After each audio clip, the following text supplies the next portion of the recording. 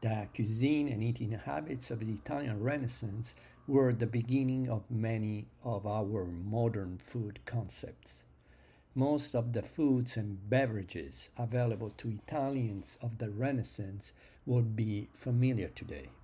However, people's ideas about food and nutrition differ considerably from modern thinking.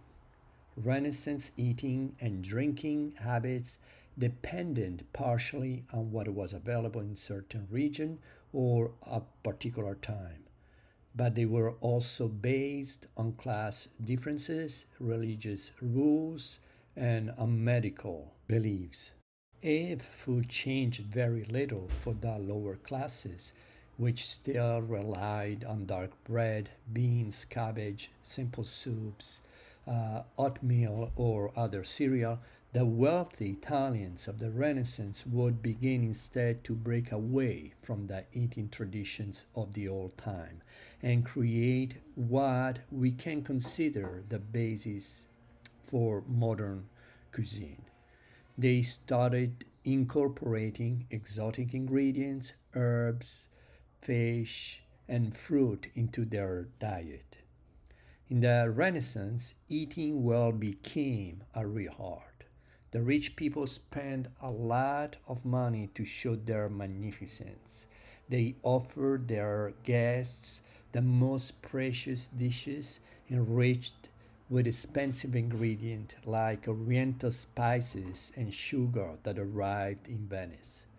The banquet was the occasion in which the rich people could show all their wealth.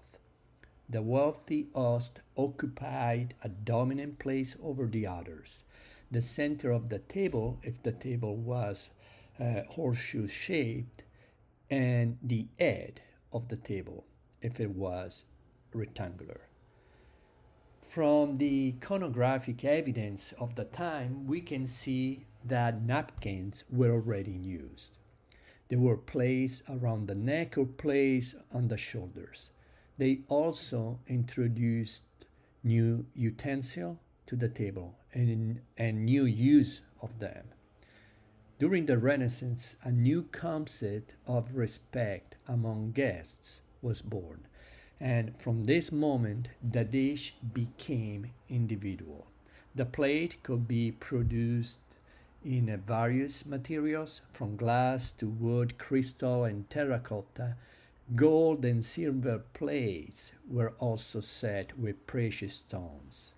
During the Renaissance, the idea emerged that refined people should take a certain detachment from food. The silverware assumed a new and relevant function, stopping the habit of grabbing food with your hands. Next to the knife, which lost its tip, no longer serving for taking the food, and next to the spoon, the fork began to appear. From the Italian courts, the fork slowly spread out around Europe, where even in the 17th century the aristocrats resisted abandoning the use of fingers. The difference in the diet between the peasants and the upper class was also based on philosophical and spiritual beliefs.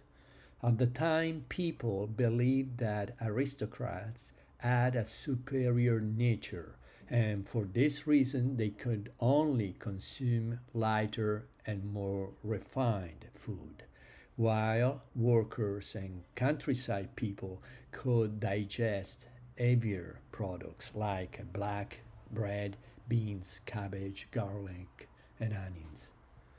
The calendar of Christian holidays also determined patterns of fasting. During Lent, the 40 days of strict religious observance leading up to Easter, good Christians were not supposed to eat meat, butter, or eggs. If this was not a big sacrifice for the poor who rarely had meat or butter on the table, definitely was not for the rich. To ease the hardships of Lent, they could easily give up meat for some days and turn to rare and exotic fish and fruit.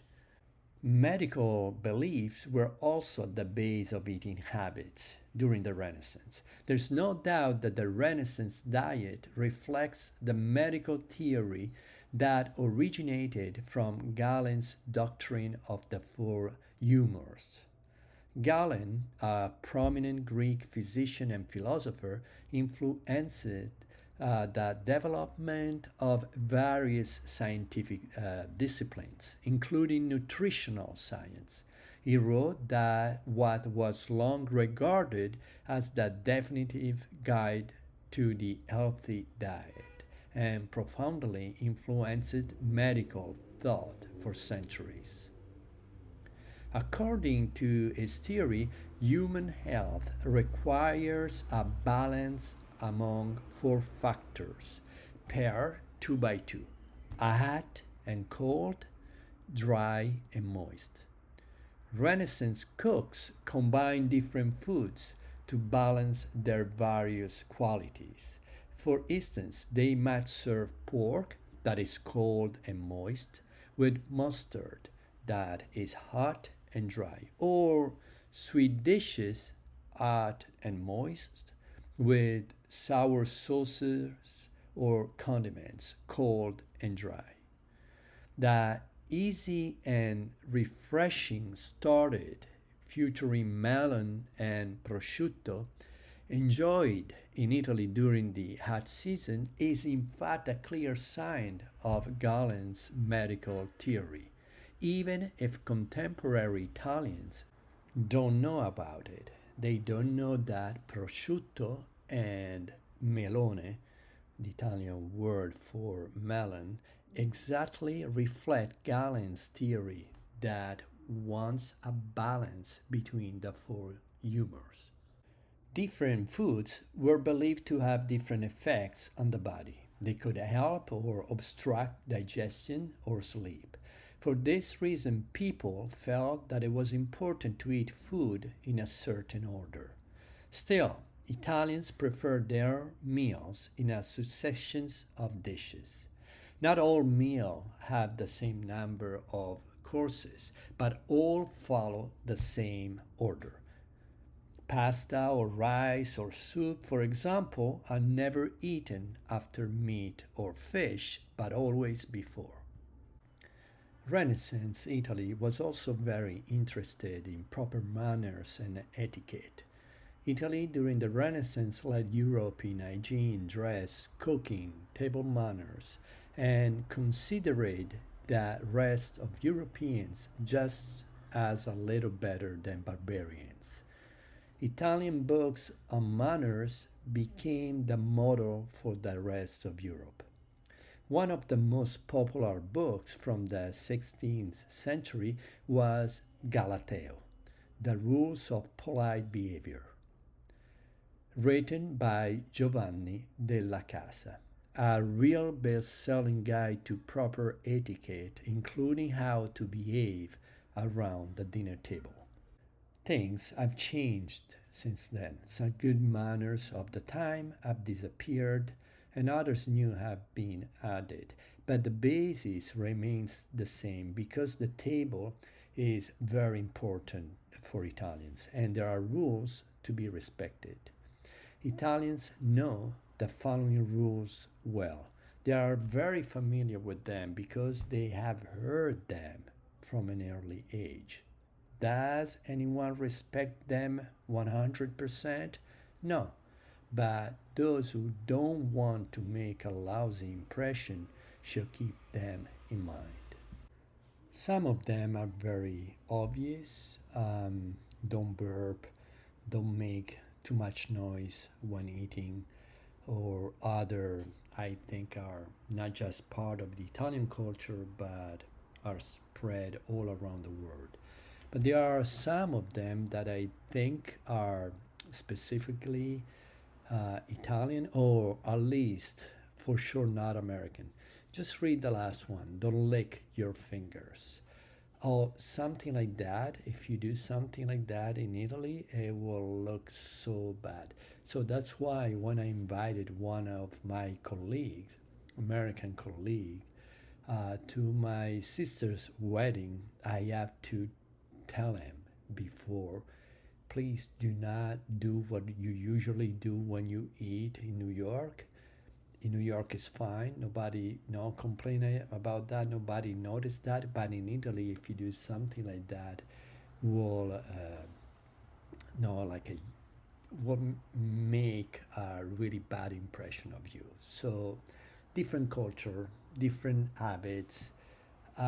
Please read them well and see which one is also part of your culture and no like I'm sure like a lot of them they're not part of your culture. For example, don't smell your food. You never raise your dish and do oh good in Italy at least.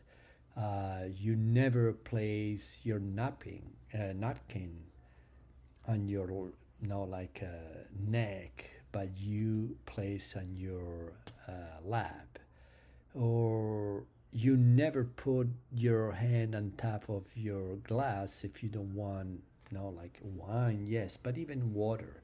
If somebody is offering you a drink, you say no thank you. You never put like the end on top of your glass. You always clean your mouth with a napkin before you drink. You never put too much food on your plate. There are now several rules that I'm sure, as I said, are common rules. Other are typical Italian. So enjoy them and please read them carefully.